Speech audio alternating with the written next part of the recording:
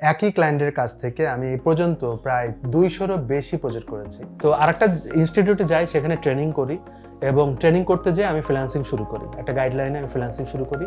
এ পর্যন্ত যতগুলো ব্যাচ গিয়েছে প্রত্যেকটা ব্যাচ থেকে সাকসেসফুলি অনেক মানুষ বের হয়েছে যারা ফ্রিল্যান্সিং করছে। সো এটা আমার বড় একটা অ্যাচিভমেন্ট এবং এটা আমাকে তাড়না দেয় যে আমি আরও বেশি ক্লাস নেই, আরও বেশি মেন্টরিং করি এবং নিজের কাজগুলো করা হয় খুব ভালোভাবে।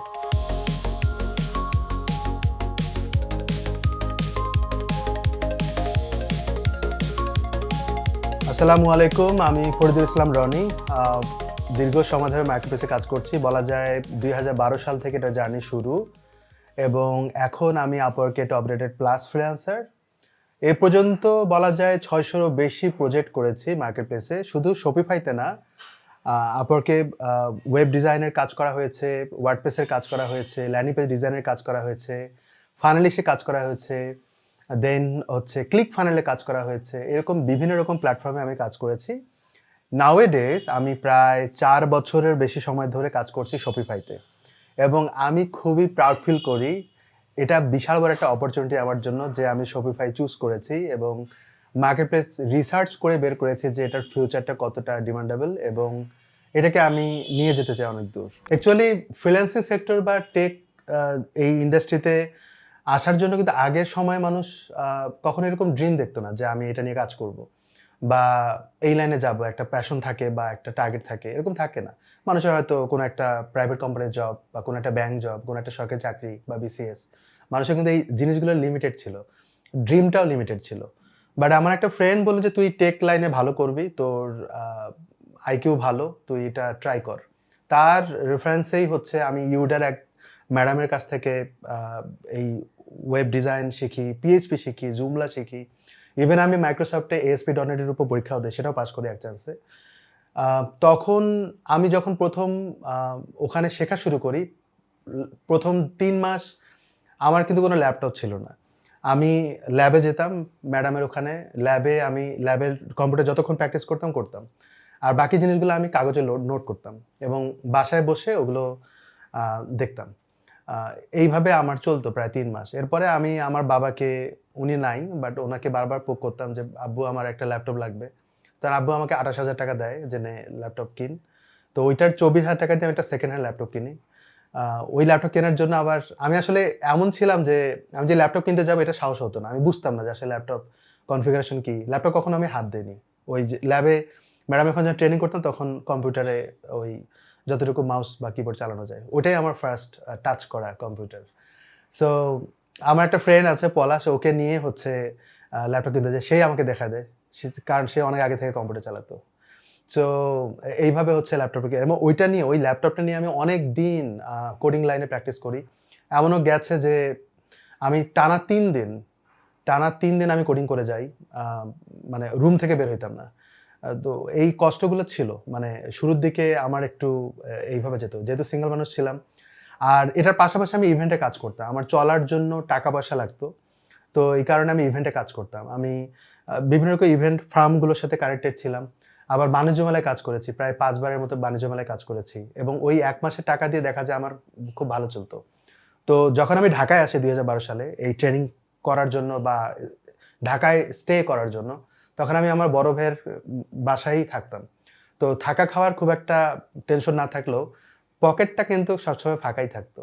যখন আমি এই ট্রেনিংগুলো করতাম, যখন ইভেন্টে কাজ করতাম, খুব কষ্ট হতো। দেখা যায় আম্মুর কাছ থেকে কিছু টাকা নিতাম, আব্বুর কাছ থেকে কিছু টাকা নিতাম। এভাবে আমার দিন যেত। অনেক দিন পরে প্রায় 2012 সাল থেকে শুরু করে 2015 সাল পর্যন্ত কিন্তু আমি এভাবেই চলেছি। প্র্যাকটিস করেছি, ইভেন্টে কাজ করেছি, এভাবেই চলেছি। এরপরে হঠাৎ করে আমার একটা ইনভাইটেশন আসে একটা কোম্পানিতে, গ্রিন রোডে একটা সফটওয়্যার কোম্পানিতে, ছোট একটা সফটওয়্যার কোম্পানি। সেখানে আমি 12,000 টাকা স্যালারি পাই। প্রায় 1 বছর জব করি। বাট ওই কোম্পানি আসলে খুব একটা জব দিত না আমাকে। মানে আমি অফিস করতাম বাট টাস্ক দিত না। এটা আমার জন্য একটু চ্যালেঞ্জিং হয়ে যেত, কারণ টাস্ক না দিলে তো আমার শেখা হতো না। আমি ঘুমাইতাম, অফিসে বসে ঘুমাইতাম। সিসি ক্যামেরা ছিল, যেখানে সিসি ক্যামেরা ফোকাস পড়তো না, আমি ওই জায়গাটায় যেয়ে ঘুমাইতাম। কারণ সিসি ক্যামেরার যে রেকর্ড যিনি দেখতো, সিইও সাহেব, উনি দোতলায় বসতো এবং ওই দোতলায় যেয়ে আমি দেখতাম মাঝে মাঝে যে ওই যেই রুমে আমি বসতাম সেই রুমে কোথায় ক্যামেরাটা সেট করা নাই। আমি ঠিক ওই জায়গাটা যেয়ে ঘুমাইতাম। এভাবে কারণ কাজ না থাকার কারণে আমার জন্য প্রবলেম হতো। আমি কম্পিউটারে খুব একটা মানে সময় দিতাম না ওইখানে। এভাবে যেত প্রায় ১ বছর পর আমি কুইট করি। আমি চিন্তা করলাম যে না, এই জবে আমার আসলে সেলফ ডেভেলপমেন্ট হচ্ছে না। মানুষ তো জব করার পেছনে ২ টা কারণ থাকে। একটা হচ্ছে স্যালারি, একটা হচ্ছে সেলফ ডেভেলপমেন্ট। আমার ২ টাই হতো না। কারণ স্যালারি যেটা হতো সেটা ইনক্রিমেন্ট হবে না। দ্বিতীয়ত হচ্ছে যেহেতু আমাকে দিয়ে ওই কোম্পানি খুব একটা আর্নিং হচ্ছে না, কোনো কাজ হচ্ছে না। সেক্ষেত্রে তারা স্যালারি দিতেও একটু অনীহা প্রকাশ করত। বরং আমাকে নেওয়ার কারণে অন্যদের লস হতো। এই কারণে আমি চিন্তা করলাম যে না, সেকেন্ড ওয়ে বের করা দরকার এক জায়গায় না থেকে। তো তখনও আমি কিন্তু ফ্রিল্যান্সিং করতাম না। তো আরেকটা ইনস্টিটিউটে যাই, সেখানে ট্রেনিং করি এবং ট্রেনিং করতে যেয়ে আমি ফ্রিল্যান্সিং শুরু করি। একটা গাইডলাইনে আমি ফ্রিল্যান্সিং শুরু করি এবং সেখানেই আবার মেন্টরিং করা শুরু করি। প্রায় কয়েক মাস আমি মেন্টরিং করি, ৭ মাসের মতো। এরপরে আমি শিখবো সবাইতে আসি। এখানে আমি কো-ফাউন্ডার হিসেবে কাজ করছি এবং মেন্টরিং করছি। শুরুতে আমি তো ফুল স্ট্যাক মেন্টর ছিলাম। এখন আমি ডেডিকেটেডলি শপিফাইয়ের উপরে মেন্টরিং করছি। মেন্টরিং করা এবং ফ্রিল্যান্সিং করা এই দুটো আমাকে ভালোভাবে হেল্প করে। কারণ আমি যেই টপিকের উপরে মার্কেটপ্লেসে কাজ করি, সেই টপিকের উপরে আমি মেন্টরিং করছি। এজন্য আমার ইন্টারেস্টটা আরও বেশি গ্রো হয়।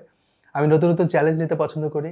স্টুডেন্টকেও নতুন, নতুন আপকামিং যে প্রজেক্টগুলো আসছে বা রিসেন্টলি যে প্রজেক্টগুলো করেছি, সেগুলো আমি তুলে ধরার চেষ্টা করি। এবং যেই অভিজ্ঞতাগুলো হচ্ছে সেটাই আমি স্টুডেন্টকে দেখাই। এবং তারা কিন্তু খুবই মানে ইন্টারেস্ট ফিল করে যে নতুন প্রজেক্ট দেখাচ্ছে এবং কত বাজেট, আমি ক্লায়েন্ট কমিউনিকেশন কীরকম করেছি, কী ধরনের কাজ করছি, ক্লায়েন্ট কমিউনিকেশনটা কেমন হচ্ছে, প্রত্যেকটা জিনিস তুলে ধরার চেষ্টা করি ব্যাচগুলোতে। এটা আমাকে হেল্প করে এবং অনুপ্রেরণা দেয়। আর আমার শেখাও হয় খুব ভালো। আমি একই সাথে ২ টো জব করি। একটা হচ্ছে ফ্রিল্যান্সিং এবং হচ্ছে মেন্টরিং। ফ্রিল্যান্সিং হচ্ছে আমার প্রথম পেশা, দ্বিতীয় পেশা হচ্ছে মেন্টরিং। মেন্টরিংটা অ্যাকচুয়ালি আমি শখে করি, কারণ আমার শেখাতে ভালো লাগে। আর শেখালে কিন্তু আমি এটা বিলিভ করি, শেখালে আমার রিজিক বাড়বে। কারণ আমি আরেকজনকে শেখাচ্ছি, তার আয়ের ব্যবস্থা করে দিচ্ছি। এইভাবে আমি এটাকে মনে করি। এই কারণে আমি যখনই কোনো স্কিল ডেভেলপ করি, নতুন কিছু শিখি, চেষ্টা করি আরেকজনকে শেখানোর। শুরুতে যখন আমি শপিফাই শিখি এবং এটার উপরে যখন কাজ করি, তখন কিন্তু এটা ভাবি নাই যে আমি এটা কাউকে শিখাবো না, আমি একাই করব। এমনটা কিন্তু আমি কখনোই ভাবিনি। আমি চেষ্টা করেছি যে আমি অনেকগুলো কাজ করি, আমার একটা স্কিল ডেভেলপ হোক এবং এটা শেখানোর মতো যখন আমি একটা কারিকুলাম আপডেট করব বা নিজে শেখাতে পারবো একটা কোর্স হিসেবে, তখন আমি এটা ডেলিভার করা শুরু করব। এবং তাই করেছি এবং আলহামদুলিল্লাহ আমার এ পর্যন্ত যতগুলো ব্যাচ গিয়েছে, প্রত্যেকটা ব্যাচ থেকে সাকসেসফুলি অনেক মানুষ বের হয়েছে যারা ফ্রিল্যান্সিং করছে। সো এটা আমার বড় একটা অ্যাচিভমেন্ট এবং এটা আমাকে তাড়না দেয় যে আমি আরও বেশি ক্লাস নেই, আরও বেশি মেন্টরিং করি এবং নিজের কাজগুলো করা হয় খুব ভালোভাবে। আমি অনেক আগে থেকেই ভাবতাম যে এমন কিছু নিয়ে কাজ করা যেটা অ্যাকচুয়ালি ফিউচারে অনেক দিন পর্যন্ত যেন একটা ডিমান্ড তৈরি করে। কারণ আপনি সাপোজ একটা স্কিল নিয়ে কাজ করছেন, কিন্তু এটা ডিমান্ড অতটা নাই বা মানুষ এখান থেকে ডাইভার্ট হচ্ছে অন্যদিকে। তো আমি দেখেছি, আমি আপওয়ার্কে যতগুলো ক্লায়েন্ট পেয়েছি, এই ধরনের ক্লায়েন্টগুলো বেশি পেয়েছি যারা ওয়ার্ডপ্রেসে বিজনেস করে বা অন্য কোনো ই-কমার্স প্ল্যাটফর্মে বিজনেস করে, এখন সে শপিফাইয়ের দিকে ডাইভার্ট হচ্ছে। কিন্তু এমন কোনো ক্লায়েন্ট পায়নি যারা শপিফাইতে বিজনেস করে এবং অন্য কোনো প্ল্যাটফর্মে ডাইভার্ট হয়। এবং ক্লায়েন্টরা নিজেও বলে যে আমাদের এখানে শপিফাইয়ের ডিমান্ড অনেক বেশি এবং এটার ইনভেন্টরি সিস্টেম অনেক ভালো।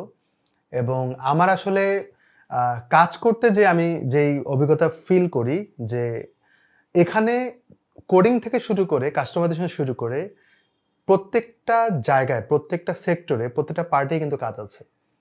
আর বাগ ফিক্সিংয়ের কাজ কম। অর্থাৎ শপিফাইতে কাজ করতে যেয়ে আপনি চ্যালেঞ্জগুলো কম সম্মুখীন হবেন, চ্যালেঞ্জের সম্মুখীন কম হবেন। আপনার যদি ভালোভাবে জানা থাকে, এই প্রবলেম সলভগুলো আপনি খুব সহজে করতে পারবেন এবং ক্লায়েন্টকে ভালো কিছু দিতে পারবেন। তো আমি এখন ২ টো ক্লায়েন্টের সাথে কাজ করছি। একটা ইউএসের আরেকটা সম্ভবত মালয়েশিয়ান। ২ টো কোম্পানিতে কাজ করা হয় এবং আমি প্রায় একটা কোম্পানির সাথে ১.৫ বছর ধরে কাজ করছি। তো এখান থেকে আলহামদুলিল্লাহ ভালো একটা রেজাল্ট পাচ্ছি এবং একই ক্লায়েন্টের কাছ থেকে আমি এই পর্যন্ত প্রায় ২০০-রও বেশি প্রজেক্ট করেছি। এটা বিগ একটা একটা অ্যাচিভমেন্ট। কারণ একটা ক্লায়েন্ট থেকে ২০০টা প্রজেক্ট করা মানে হচ্ছে ক্লায়েন্ট কতটা ট্রাস্ট করে আমাকে, সেটা কিন্তু প্রমাণ মেলে। এবং এখন পর্যন্ত ক্লায়েন্ট আমাকে কাজ দিয়ে যাচ্ছে। আর মালয়েশিয়ান ক্লায়েন্ট যেটা আছে, সেটা রিসেন্টলি জয়েন করেছি তাদের সাথে। আমি তাদের কাজ বোঝার চেষ্টা করছি। আমি অনেক বেশি কোশ্চেন করি ক্লায়েন্ট কমিউনিকেশনে এবং ক্লায়েন্টকে আমি বলি যে আমি টু দ্য পয়েন্টে কোশ্চেন করব এবং যতটা পারা যায় আমি জানার চেষ্টা করব। ক্লায়েন্ট বলে ওকে ফাইন, অ্যাপ্রিশিয়েট করার মতো। সো এটা আমার এন্ড থেকে অনেকে কোশ্চেন করতে ভয় পায়, বাট নো, আমি সবসময় কোশ্চেন করি এবং আমি যতক্ষণ পর্যন্ত রিকোয়ারমেন্ট আমার জন্য ক্লিয়ার না হয় ততক্ষণ পর্যন্ত আমি কোশ্চেন করে যাই। এটা আমি করি, এটা আমি সবসময় করি এবং আমি স্ক্রিন রেকর্ড করে ভিডিও করে বলি যে এখানে এখানে এই জিনিসটা আমি বুঝি নাই, এই পয়েন্টটা আমি বুঝি নাই। যেভাবে পারি আমি তাদেরকে মেসেজ করার চেষ্টা করি এবং রিপ্লাই নেওয়ার চেষ্টা করি। এটা আমাকে করতে হবে। আমি যখন একটা কোম্পানিতে কাজ করব, অবশ্যই আমার বোঝা দরকার ওই কোম্পানি আসলে নিড কি, ওদের আসলে গোল কি, ওদের আসলে মিশন ভিশন কি তাদের বিজনেস নিয়ে। এটা না জানা পর্যন্ত কিন্তু আমি কাজ করতে মজা পাবো না এবং আমার কাজের ডেলিভারিটা ভালো হবে না।